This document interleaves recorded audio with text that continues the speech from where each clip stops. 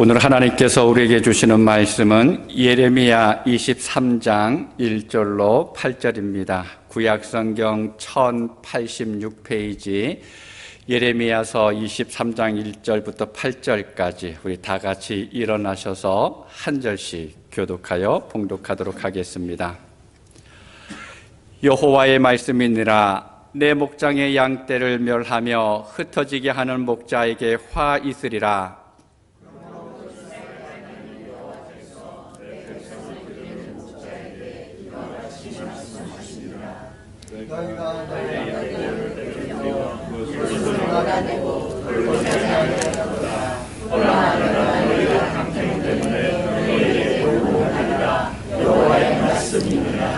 내가 내 양떼에 남은 것을 그 몰려갔던 모든 지방에서 모아 다시 우리로 돌아오게 하리니 그들의 생육이 번성할 것이며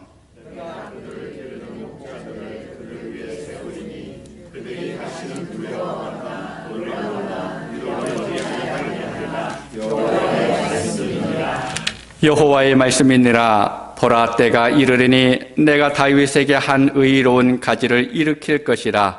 그가 왕이 되어 지혜롭게 다스리며 세상에서 정의와 공의를 행할 것이며 그의 날에 유다는 고를 앞세우고 이스라엘은 평안히 살 것이며 그의 이름으로 여호와 우리의 공의가 일컬음을 받으리라. 그러므로 여호와의 말씀이니라. 보라, 날이 이르리니 그들이 다시는 이스라엘 자손을 애굽 땅에서 인도하여 내신 여호와의 사심으로 맹세하지 아니하고 이스라엘 집 자손을 북쪽 땅 그 모든 쫓겨났던 나라에서 인도하여 내신 여호와의 사심으로 맹세할 것이며 그들이 자기 땅에 살아나시리라. 아멘. 예, 자리에 앉아 주시기 바랍니다. 벌써 2025년 세 번째 달을 시작하고 있습니다. 계절로 보면 추운 겨울이 지나서 이제 봄이 됐습니다. 3일만 지나면 이제 겨울잠에서 개구리가 깨어난다고 하는 경칩입니다. 이제 그만큼 따뜻해진다라고 하는 의미이죠. 지난 겨울은 참 매서운 날이 며칠 있었습니다. 그리고 마지막까지 좋지 않은 일기 때문에 다른 겨울보다 더 춥게 느껴지는 이번 겨울이었던 것 같습니다. 그런데 이 추위가 끝까지 떠나기가 싫은 모양입니다.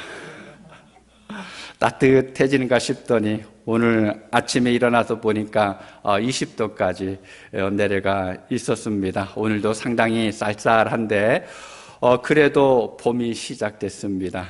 여러분, 이번 주만 지나면 기온이 많이 올라가고 또 얼마 더 지나지 않으면 곳곳에 꽃이 피는 것을 볼 수가 있게 될 것입니다. 여러분, 어깨를 활짝 펼치시고 하나님께서 우리에게 주시는 또 자연의 동산을 이제 마음껏 누리실 수 있기 바랍니다. 요즘 독감이 극상이라고 이야기하죠. 또 아울러서 위험하진 않지만 또 전염병이 있기도 한데 이 자리에 계신 분들 중에도 지난 주간에 아프셨다가 또 오늘 예배 나오셨는데 하나님께서 회복하신 은혜에 참으로 감사합니다. 우리는 늘 이럴 때는 개인의 위생을 좀 더 철저하게 관리할 수 있어야 합니다. 특별히 연세가 많으신 분들은 그 면역이 약해지죠. 그래서 쉽게 병에 들기도 합니다. 그래서 더 조심하면서 우리가 하루하루를 살아갈 수 있어야 합니다.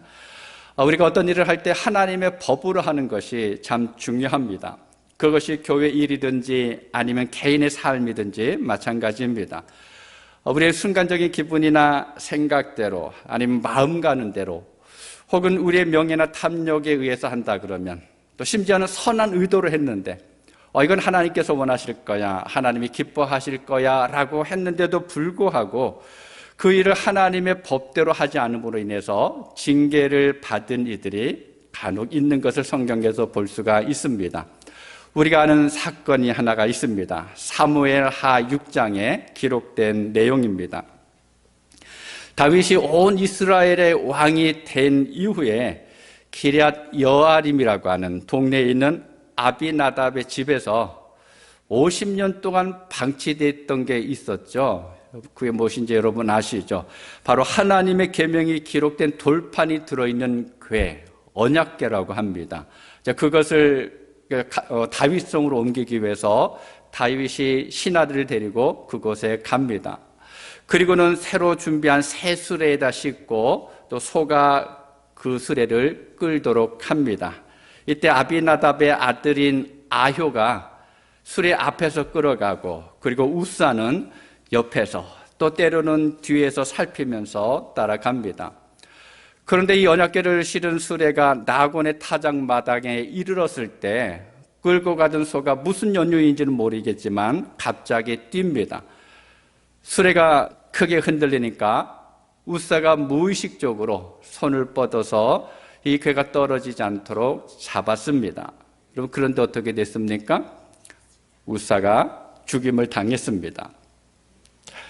민수기 4장 15절을 보면 성소의 물건을 옮길 때는 고핫의 자손이 어깨에 메고 가라 그랬는데, 그러면서 하나님께서 덧붙이신 말씀이 있습니다. 거기에는 손을 대지 마라. 손을 대면 내가 죽게 될 것이다 라고 말씀을 하고 있습니다. 아무리 그렇다 그래도 이 우사의 사건을 아무리 살펴봐도 잘못한 게 없는 것 같아요. 그는 단지 언약궤가 떨어지지 않도록 보호하겠다는 생각으로 무의식적으로 손이 뻗어나가서 그 궤를 잡았을 뿐입니다. 그렇지만 그것이 하나님의 방법이 아니었다라는 것입니다. 성경에 보면 공의와 정의라는 말을 종종 발견할 수가 있습니다. 이 공의와 정의를 따로따로 언급한 구절이 상당히 많이 있는데, 이 두 단어가 함께 쓰인 절도 48절 정도가 됩니다. 공의와 정의가 서로 다르다라고 하는 것을 의미합니다. 공의, 정의. 얼핏 생각해보면 같은 것 같아요. 비슷한 것 같습니다. 그런데 사실 가만히 살펴보면 엄청난 차이가 있다라고 하는 것을 발견하게 됩니다. 공의, 치드케누라고 하죠. 이것은 하나님의 법, 하나님의 방법을 근거로 해서 공정하게 재판하고 또 올바르게 통치하는 것으로 하나님의 의로움을 이야기합니다. 그에 반해서 정의라고 하는 것은 인간이 마땅히 행해야 할 올바른 도리이고 또 진실과 공정과 성실을 포함합니다. 그리고 이 정의는 시대에 따라서, 나라에 따라서 달라지기도 합니다. 하지만 공의는 변하지가 않습니다. 공의는 하나님의 섭리하심과 의로움의 판단이고, 그 다음에 정의는 인간의 도덕성과 착함으로 판단하게 됩니다. 그렇기 때문에 겉으로 나타나는 현상이 때로는 비슷할 때도 있습니다. 어떤 때는 똑같은 것으로 보여지기도 합니다. 그러나 이 둘의 근원은 전혀 다르다라는 겁니다. 하나님의 공의는 사람이 어떻게 할 수가 없습니다. 예레미야 선지자를 눈물의 선지자라고 이야기합니다. 하나님의 법을 떠나고 우상을 섬기고 있는 이스라엘 백성들을 향한 하나님의 심판을 선포했는데, 이스라엘 백성들이 그 말을 듣지 않고 끝까지 거역하는 그 모습을 보면서 안타까움과 그 다음에 괴로움에 눈물을 흘립니다. 그런데 예레미야서를 쭉 읽다 보게 되면 예레미야는 심판만 선포한 것이 아니죠. 심판 이후에 있을 하나님의 회복하시겠다라고 하는 그 약속도 함께 선포합니다. 그런 예레미야서의 전체 내용을 6개의 단어로 요약할 수가 있습니다. 뽑고 파괴하며 파멸하고 넘어뜨리며 건설하고 심으리라. 예레미야서 전체에 나오는 하나님께서 행하시는 이 일들이 바로 이 6단어에 다 포함이 되어 있습니다. 오늘 우리가 함께 읽은 예레미야 23장은 미래의 왕에 대한 예언입니다. 건설하고 심으시겠다라고 하는 약속에 해당이 됩니다. 여호와께서는 이스라엘의 목자, 지도자들을 심판하신 이후에 행하실 새로운 약속이 무엇인가를 말씀하십니다. 여러분, 새로운 목자, 의로운 가지를 일으키셔서 새로운 공동체를 이끌어 가게 될 것이고 정의와 공의를 행할 것이다 라고 말씀하고 있습니다. 자, 그렇다면 오늘 본문에서 하나님께서 우리에게 약속하시는 것이 무엇일까요? 첫 번째로는요, 내 목장의 양떼를 다시는 잃어버리지 않겠다라고 약속하고 있습니다. 하나님께서 예레미야 선지자의 입을 통해서 내 목장의 양떼를 멸하고 흩어지게 하는 목자들을 벌하시겠다고, 심판하시겠다라고 말씀을 합니다. 왜 그렇습니까? 이 지도자들이 바로 그 내 양떼를 흩어버렸고 몰아냈고 돌보지 않았기 때문에 그렇다라는 것입니다. 하나님의 뜻대로 다스려야 되는데 오히려 그 공의와 정의를 통해서 다스리지 않았기 때문에 그렇다라는 겁니다. 그것이 하나님 앞에서 악한 것이기 때문에 하나님께서 멸하겠다라고 말씀을 하십니다. 그런데 이 본문을 조금만 더 읽어가면 하나님은 심판만 말씀하시지 않습니다. 또 무엇이라고 말씀하셨습니까? 본문 3절입니다. 함께 읽도록 하겠습니다. 내가 내 양떼에 남은 것을 그 몰려갔던 모든 지방에서 모아 다시 그 우리로 돌아오게 하리니 그들의 생육이 번성할 것이며, 도망갔고 흩어졌던 그들, 포로로 잡혀갔던 그들을 다시 불러들이겠다라고 말씀하고 있습니다. 불러들이고 그들이 돌아오는 것으로만 끝나는 게 아니에요. 뭐라고 이야기하십니까? 그들의 생육이 번성할 것이며 라고 말씀하고 있습니다. 새 지도자를 세워서 그들이 다시는 두려워하거나 놀라거나 잃어버리지 않을 것이다 라고 약속합니다. 여기서 말하는 목자는 지도자들입니다. 여러분, 한 가정의 지도자는 누구입니까? 가장이라고 이야기하죠. 그럼 교회 지도자는 누구입니까? 담임 목사이고 우리 장로님들이 바로 교회의 지도자입니다. 여러분, 한 나라의 지도자는 대통령과 또 많은 장관들이 있습니다.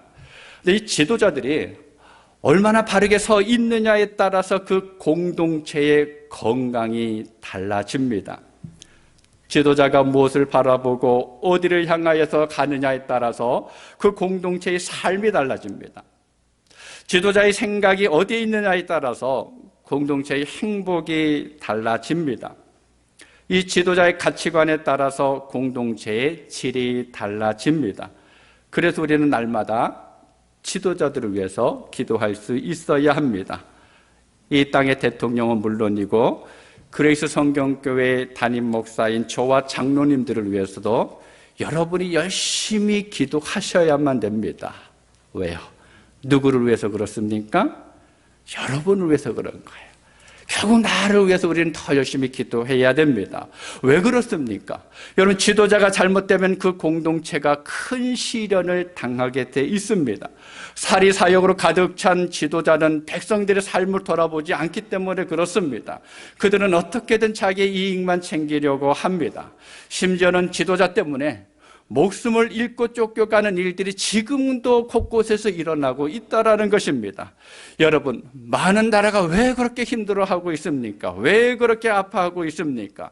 정의와 공의를 잃어버린 지도자들로 인해서 그렇다라는 것입니다. 그런데 그렇게 힘들고 어렵게 살아가는 이들에게 하나님께서 약속하시는 말씀이 무엇인가 하면 돌아오게 하리니 그들의 생육이 번성할 것이다 라고 약속하고 있습니다. 지도자들은 우리를 놓칠 수는 있지만 하나님은 놓치지 않으시겠다라는 겁니다. 하나님은 하나님의 양떼들을 끝까지 책임지시고 또 결코 그 손에서 놓아주시지 않겠다라고 말씀합니다. 두 번째로는요, 의로운 가지를 일으키겠다라고 약속하십니다. 본문 5절을 우리 함께 읽도록 하겠습니다. 여호와의 말씀이니라. 보라, 때가 이르리니 내가 다윗에게 한 의로운 가지를 일으킬 것이라. 그가 왕이 되어 지혜롭게 다스리며 세상에서 정의와 공의를 행할 것이며. 아멘. 고목나무에 꽃이 핀다라고 하는 말 들어보셨죠? 사실 생각해보면 고목나무에 꽃이 필 수가 없습니다. 이미 죽었기 때문에 그렇습니다. 이 말은 아무런 희망이 없었는데 그런데 어느 순간에 갑자기 한 줄기 빛이 보이기 시작한다라는 겁니다. 아무것도 할 수 없었는데, 내 힘으로는 도무지 움직일 수가 없었는데, 그런데 어떤 순간에 무엇인가를 새롭게 시작할 수 있게 됐다라는 것입니다. 그러한 것처럼 이 다윗 왕조는 시드기야 왕으로 끝났습니다. 바벨론으로 포로로 잡혀가면서 모든 것이 끝나서 더 이상 이스라엘을 다스릴 왕을 기대할 수가 없었습니다. 그런데 하나님께서 뭐라고 말씀하십니까? 다윗에게 한 의로운 가지를 일으키겠다라고 말씀하십니다. 아무것도 기대할 수 있는 것이 없었는데 썩어서 죽은 나무에서 하나님께서는 가지가 나게 하셔서, 아니 새순이 나게 하셔서 하나님의 공의를 이루어 가시겠다라는 거예요. 단순히 다윗이라고 하는 왕가를 세워가는 것이 아니라 하나님의 약속, 하나님의 공의가 어떻게 이루어지는지를 너희가 볼 거다라고 말씀합니다. 이것을 이사야서 11장 1절에 보면 이렇게 기록합니다. 이 새의 줄기에서 한 싹이 나며 그 뿌리에서 한 가지가 나서 결실할 것이요. 썩어져서 다 잘리고 무너져 내려서 이제 겨우 밑동만 남아있는데, 야, 저것이 다시 살 수 있을까? 라고 생각되어지는 그것밖에 없는데 아무런 희망이 보이지 않는 그곳에서 한 가지, 한 싹이 나와서 열매까지 맺는 것이 바로 하나님의 약속입니다. 그런데 여러분, 이 의로운 가지, 새싹이 나면 어떻게 된다고 합니까? 이전의 지도자들과는 다르다라고 하죠. 지혜와 정의와 공의로 통치하는 왕입니다. 그의 다스림을 받는 유다는 구원을 받고 이스라엘은 평안히 안전하게 살 것이다 라고 하나님께서 말씀하셨습니다. 우리가 복음서를 읽다 보면 예수님께서 사람들을 불쌍히 여기시는 장면들을 간혹 볼 수가 있습니다. 아파서 예수께로 모여드는 사람들을 불쌍히 여기셨습니다. 말씀을 듣기 위해서 들판에 모여든 사람들이 배가 고파서 길을 가다가 쓰러질까 봐 불쌍히 여기셨습니다. 아들을 잃은 여인을 불쌍히 여기셨고 앞 못 보는 사람을 불쌍히 여기셨습니다. 목적도 없이 살아가고 있는 방황하는 사람들을 불쌍히 여기셔서 눈물을 흘리시기도 했습니다. 그런데 여러분, 예수님께서 불쌍히 여기시는 것으로 끝났나요? 어떻게 하셨습니까? 불쌍히 여긴 사람들에게 고쳐주셨고 먹을 것을 주셨고 살리셨습니다. 그들에게 친구가 되어주셨고 새로운 삶을 살아갈 수 있도록 인도해 주셨습니다. 하나님의 약속이 바로 이것입니다. 의로운 가지가 나면 유다, 이스라엘 백성이 세상에서 아무런 문제 없이 살아가겠다라고 하는 그 말씀이 아닙니다.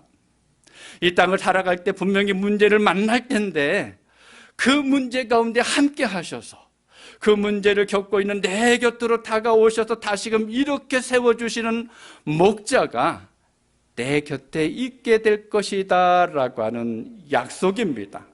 나 혼자 살아가는 것이 아니라, 내 힘으로 견뎌내면서 살아가는 것이 아니라 주님께서 내게 오셔서 나를 붙잡고 이렇게 세워주시는 것입니다.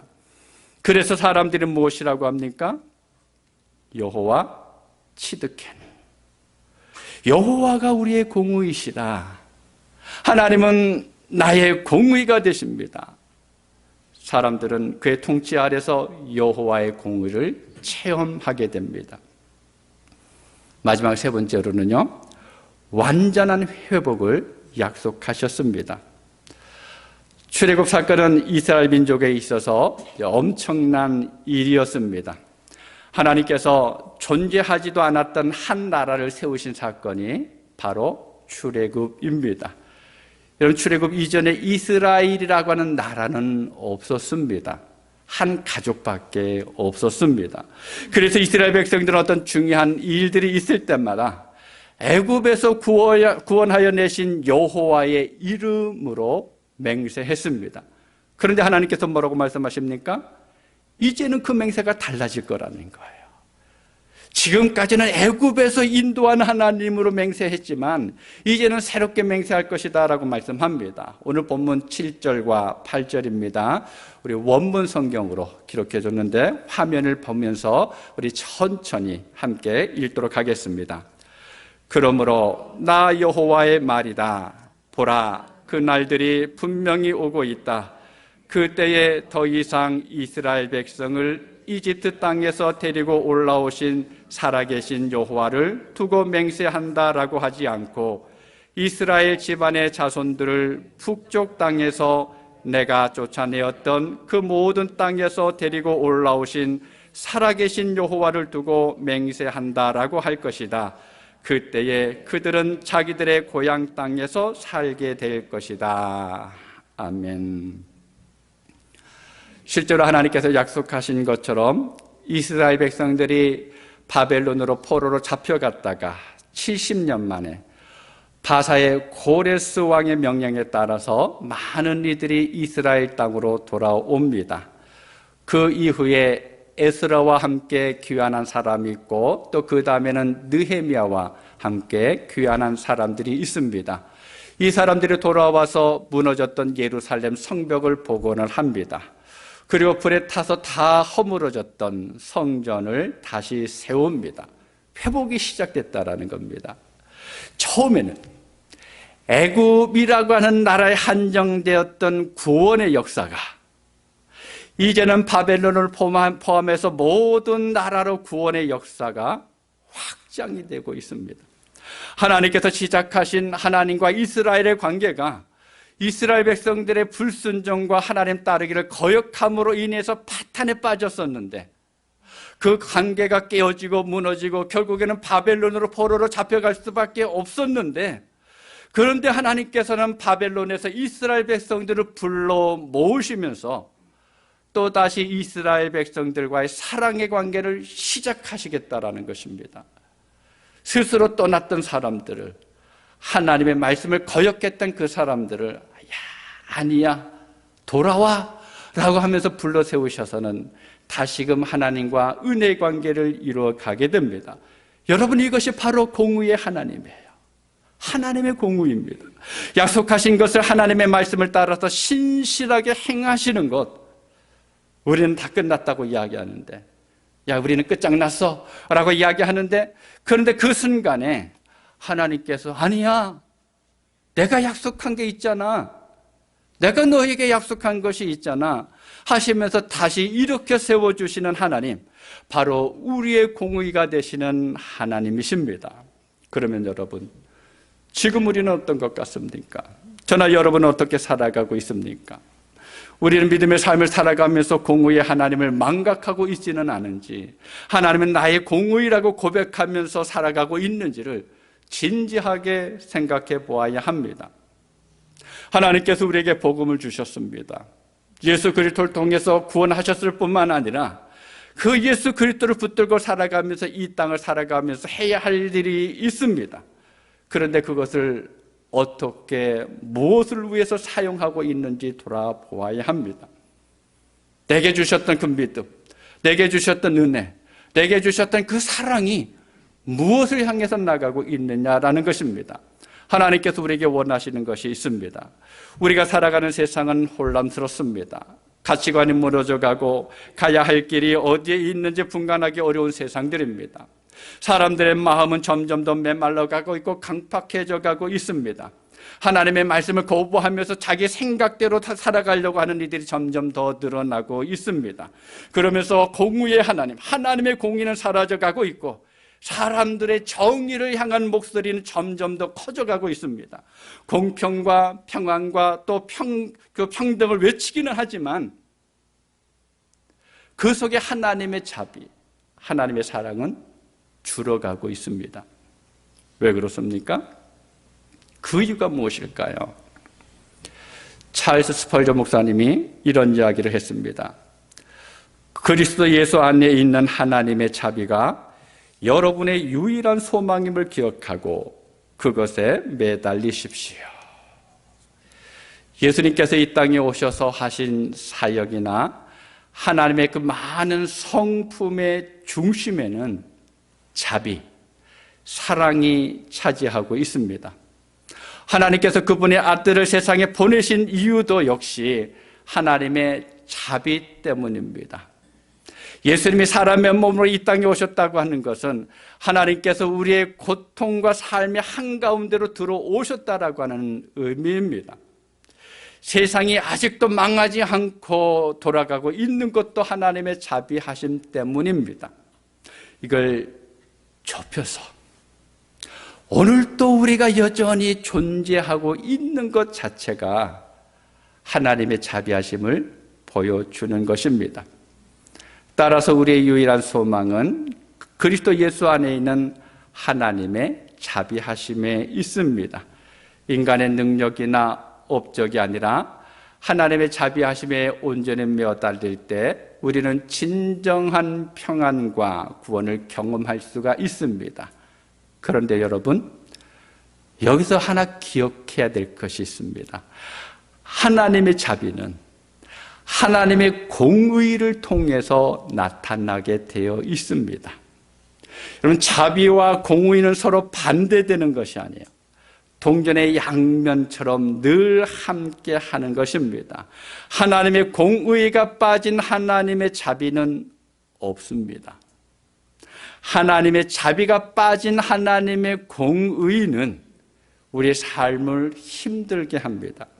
로마서 3장 25절 26절에 보면 이렇게 기록합니다. 쉬운 성경으로 읽어드리겠습니다.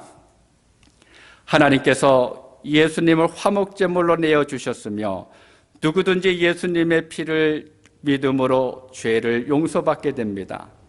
하나님은 이전에 살았던 사람들이 지은 죄에 대해 오래 참으심으로 심판하지 않으셨습니다. 이렇게 하여 하나님께서는 그분의 의로우심을 보이셨습니다. 하나님께서 이 시기에 그분의 의로우심을 보이신 것은 하나님 자신이 의로우시다는 것과 하나님을 믿는 사람을 의롭게 하신다는 것을 보이기 위해서였습니다. 화목제물, 죄 용서, 의로움을 보이셨다. 여러분, 어떻게 해서 이러한 것이 가능했을까요? 하나님의 공의가 어디에 나타났습니까? 십자가 위에. 하나님의 공의가 십자가 위에 있었습니다. 하나님께서 하나님의 공의를 십자가에 달리신 예수를 통해서 이루셨기 때문에 그렇습니다. 그리고 하나님의 공의 판결을 받으신 십자가의 예수님을 통해서 자비와 사랑을 우리에게 베풀어 주셨습니다. 우리를 구원하신 그분은, 우리를 사랑하시고 자비를 베풀어 주신 그분은 그래서 우리의 공의가 되는 겁니다. 나는 공의의 심판을 받지 않았지만 나 대신에 이미 예수님께서 그 심판을 받았기 때문에 그 하나님은 공의의 하나님이 되십니다. 살아가는 성도 여러분, 하나님의 자비하심 가운데 살기를 원하십니까? 하나님의 사랑이 가득하기를 원하십니까? 그렇다면 여러분, 여호와 치드케누, 여호와는 우리의 공의이시다, 바로 이 하나님이 나의 하나님이야 라고 늘 고백할 수 있는 여러분 되실 수 있기 바랍니다. 아니, 여러분이 살아가는 매일의 삶 속에서 하나님은 나의 공의가 되십니다, 하나님은 내 공의이십니다 라고 여러분의 입술로 날마다 고백하실 수 있기 바랍니다. 바로 그 고백을 통해서 우리는 하나님께서 주시는 사랑과 하나님이 주시는 자비를 경험할 수가 있습니다. 그 은혜 가운데 살아가는 여러분의 삶이 되실 수 있기를 주님의 이름으로 축복합니다. 기도하겠습니다.